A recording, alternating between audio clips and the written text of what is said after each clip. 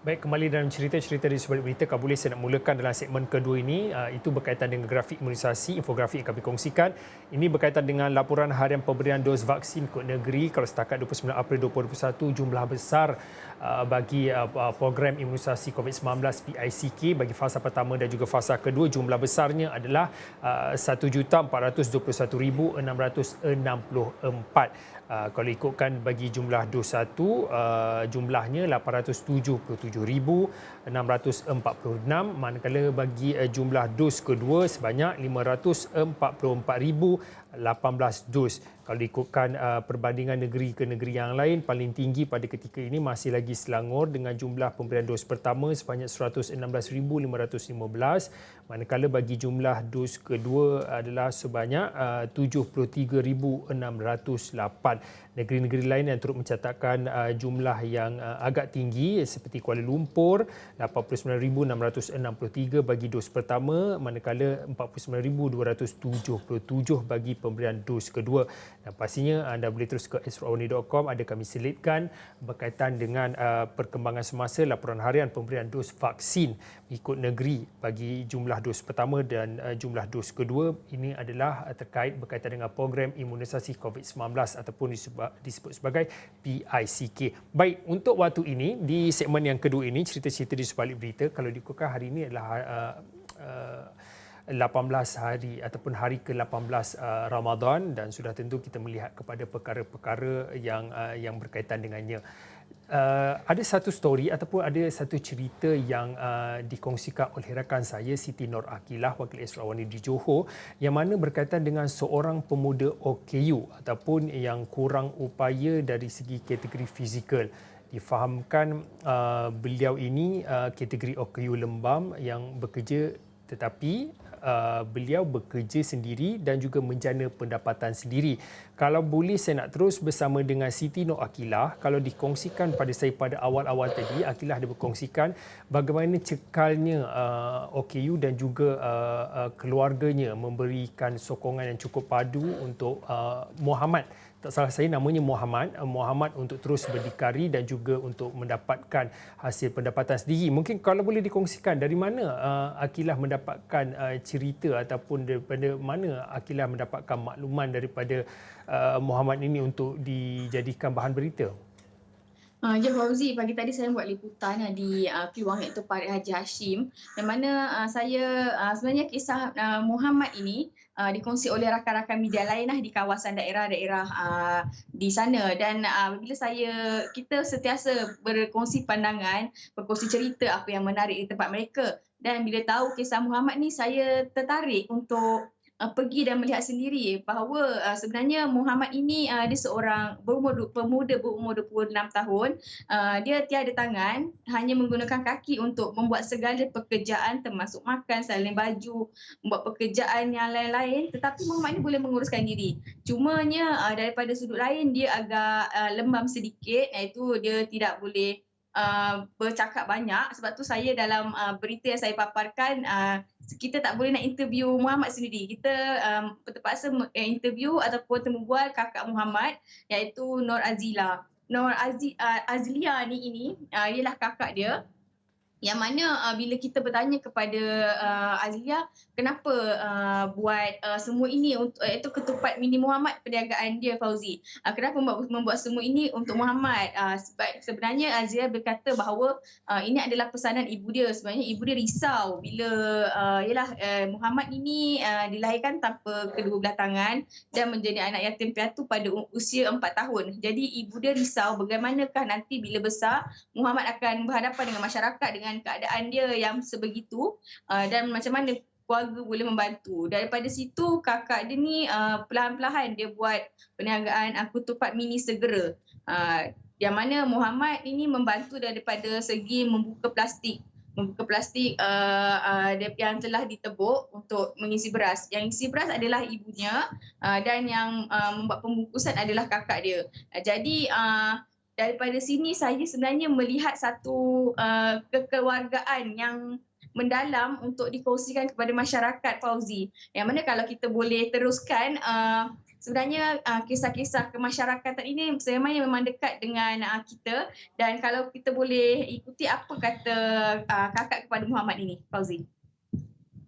Kami belajar untuk buat ketupat segera ni sebab dia paling mudah lah setakat ni untuk Muhammad. Macam tu. Sebelum ni dia sukar sikit nak buat nak bagi kerjasama sebab dia tak biasa. Jadi tapi kelama-lamaan dalam 2-3 tahun tu alhamdulillah dia happy dengan kerja dia. Setakat ini kami beri dia tugasan untuk kiraikan plastik kecil yang kami tebuk sebab setiap kali kami tebuk plastik tu akan melekat. Jadi kami beri tugasan tu pada Muhammad lah. Dia agak marah sikit sebab dia tak biasa kerja. Jadi sebab lepas tu dia jadi mudah penat dan mudah sakit sebab dia gunakan kaki sahaja untuk bekerja. Tapi alhamdulillah lepas tu semuanya okey. Okeylah, kalau diikutkan Muhammad dan juga keluarganya telah pun memulakan perniagaan ini sejak 2016. Kalau ikut lebih kurang 4 ataupun 5 tahun telah pun memulakan perniagaan berasaskan pemakanan ini. Mungkin Aqeelah boleh kongsikan sepanjang 4 tahun itu bagaimana, mungkin ada cabaran-cabaran yang perlu mereka hadapi, halangan-halangan yang tertentu. Tapi mungkin setelah 4 tahun apa yang mereka belajar dalam bisnes ataupun dalam dunia perniagaan ini? Ya Fauzi, sebenarnya mereka bermula secara manual, Fauzi. Secara manual ni bermakna mereka, macam tadi saya ada berbual, selepas interview kita ada berbual dengan Mak Muhammad lah. Mak Muhammad ada ceritakan masa mula-mula permulaan mereka menebuk plastik itu untuk menghasilkan ketupat mini. Plastik itu perlu ditebuk supaya air boleh masuk dan ketupat nasi itu akan menjadi ketupat. Jadi untuk proses menebuk ni mereka menggunakan kaedah manual, iaitu penyisir ikan yang ada paku-paku tu dia tebuk, dia ketuk-ketuk. Jadi benda tu memang cabaran ni memang menyakitkan lah. Masa tu Azlia ada cakap juga bahawa kalau dapat tempahan 500 tu pun dah rasa orang seronok kan terima tempahan. Dia seronok tapi dalam masa yang sama dia risau sebab dia takut tenaga dia tak cukup untuk ketuk, untuk menebuk plastik tu. Sebab itu adalah dengan keadaan adik dia, dengan keadaan mak dia yang berusia. Jadi benda macam itu pada dia mencabar. Itu daripada sudut lain. Daripada sudut lain pula mungkin Muhammad sendiri, penerimaan Muhammad. Muhammad belajar dalam masa 2 tahun untuk meleraikan plastik, untuk menampal stiker. Kerana Muhammad sebelum ini dia belajar sekolah khas, sekolah kebangsaan, sekolah menengah, dia belajar pendidikan khas. Tetapi untuk membuat perkara lain tu dia tidak mampu. Jadi dia kena belajar. So jadi sebab itulah kakak dia ni, Azlia ni dia mengajar adik dia. Sebab Azlia ada kongsi kat saya, Muhammad ni dia bukan seorang yang kalau kita terangkan Muhammad kena bekerja nanti dapat duit, dapat imbuhan. Dia tak pandai macam gitu. Jadi Azlia kena bagi contoh bahawa Muhammad ni perlu meleraikan plastik dan dalam masa yang sama nanti apabila kerja dia setelah siap, dia akan diberi imbuhan ataupun gaji. Daripada sudut itu Muhammad ni rasa selesa, rasa seronok bekerja. Jadi daripada situ dalam masa yang sama dia dapat perniagaan, dia dapat menyelesaikan cabaran, dapat menyelesaikan permasalahan adik dia sendiri, Fauzi. Aqeelah, kita tak banyak masa tapi lebih kurang dalam 1 minit yang akhir ni mungkin boleh dikongsikan berapa jumlah jualan dan pendapatan yang mereka sekeluarga dapat bagi sehari, sebulan, mungkin boleh bagi anggaran kasarnya.